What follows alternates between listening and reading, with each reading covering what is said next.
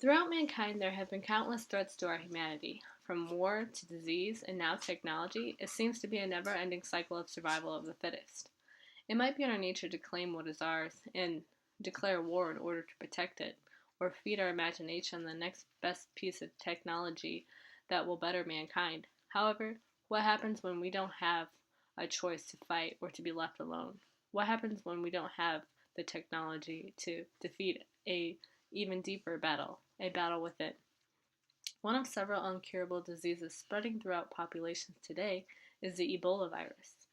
A virus with a 50 to 90% death rate, the odds of living to tell about it are painfully slimming. The best way to protect yourself is to become educated on it, lessening your chances of becoming its next victim. I will share with you first the agonizing signs and symptoms that will literally break barriers.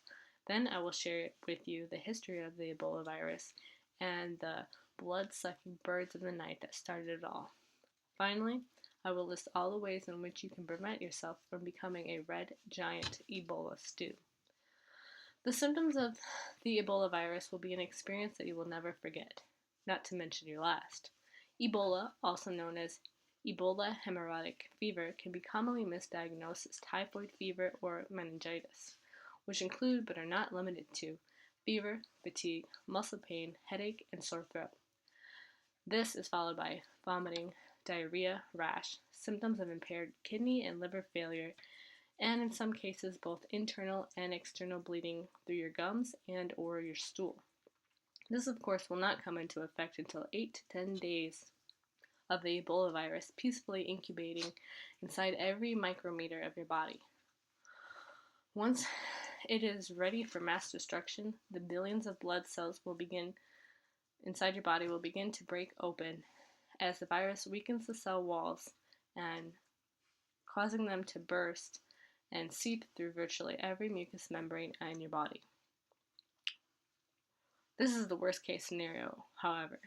With most patients, death is just a blood clot away, blocking the transfer of blood from organ to organ, leading to multiple organ failure, followed by an immensely agonizing, slow, and painful death.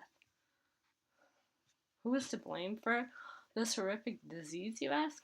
Next, I will tell you a little history on Ebola so that you will have a complete understanding on the birth of Ebola and how it made its way to humans. After all, humans are not solely responsible for every disease threat to mankind. For this one, you can thank Dracula.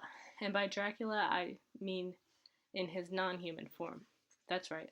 Bats have been blamed for transmitting rabies, histoplasmosis, and most recently in 2005, researchers discovered that bats also harbor the Ebola virus. Hungry for some bat meat? Believe it or not, bat meat is a highly prized food item in areas like Central and West Africa. You would think that after cooking it, you would kill most of the germs or diseases. However, it's not eating it that will bring you to the most risk. It is those who so diligently prepare these tasty treats, butchering it into tiny pieces of microscopic droplets of Ebola-infested blood splatter on your face, on your eyes, and the corners of your mouth. It only takes one person to start an epidemic, and that's exactly what's going on in West Africa today. What a horrific way to die. How do I ever go about avoiding this? Finally, I'm going to let you in on a couple secrets. I'm going to tell you how you can prevent yourself from becoming a red giant Ebola stew. The most obvious means of prevention would be avoiding human to animal and human to human contact with an infested carrier. In the event you are designated to handle a dead person, as you may be a mortician or simply trying to handle a cheap funeral, it is highly recommended that you refrain from doing so. Also, considering that the source of the outbreak is in Africa, any vacation plans to Africa should be postponed until it is 100% guaranteed that the virus has been contained. One last thing, never ever forget to wash your hands. I've explained the history, the symptoms, and ways to prevent Ebola.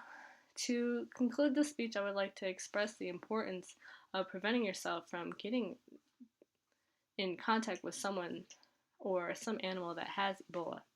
The chances of survival are very slim, and no vaccines are available. The only thing doctors and nurses can do for you is lessen the pain of your death by administering pain medications until you die. I hope that you've learned a little something about Ebola and how you can better protect yourself from it. Thank you for listening to my speech and have a wonderful day.